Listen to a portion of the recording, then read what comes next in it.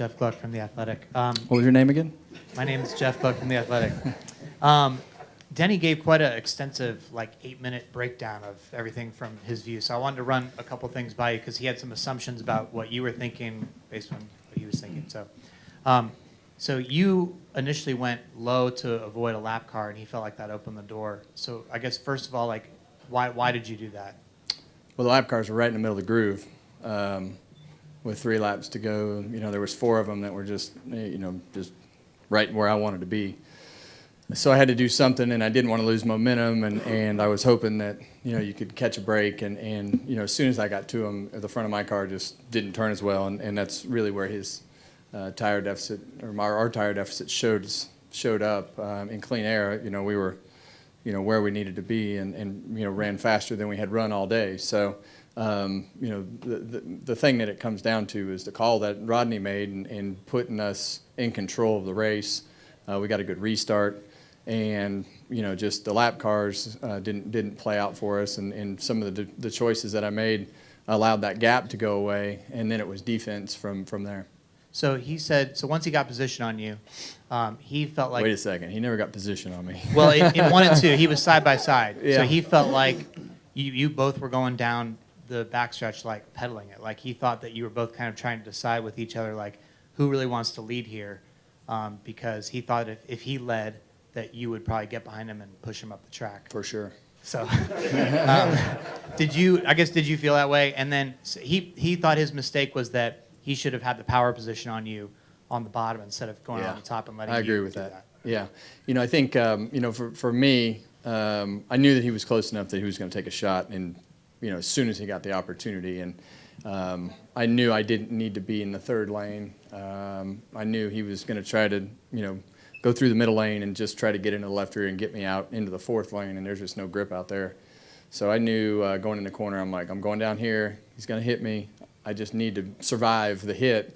And luckily I timed it. I got lucky in timing it so that as soon as he hit me, I was on the brakes and was able to keep the car straight, slow his momentum down. He got it beside me, and then at that point I was half throttle coming off the corner. I'm like,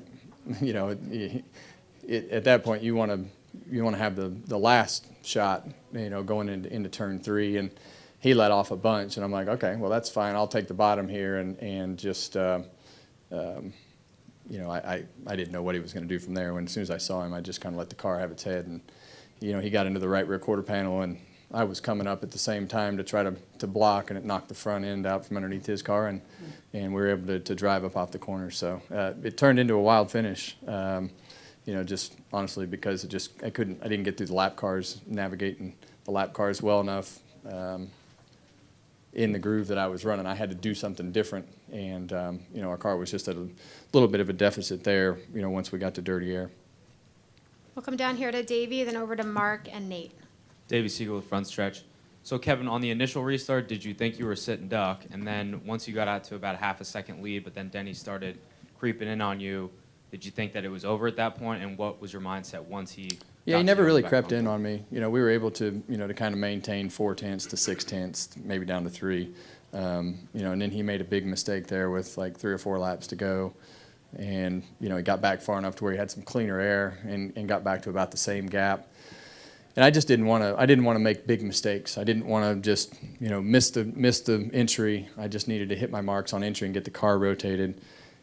And I really thought we would be fine if it wasn't for the lap traffic. But I thought we were sitting duck, yes. But I knew our car was good, and I just didn't know what would happen after 35 laps on the tires. But we ran, almost 2/10 faster than we had run all day. So that's why sometimes you just have to suck it up from the driver's compartment, and then they make the call, and sometimes they're right, sometimes they're wrong. And today it was right because he put us in control of the restart. And really the key to that whole sequence of things was I didn't have to race the 20.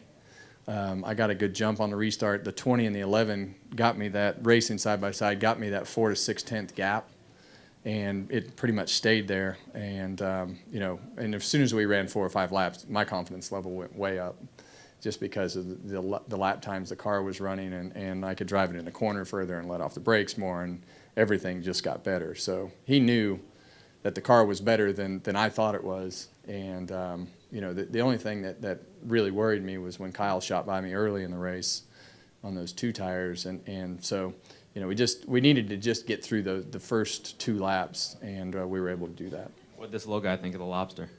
What did it taste like? It didn't taste good.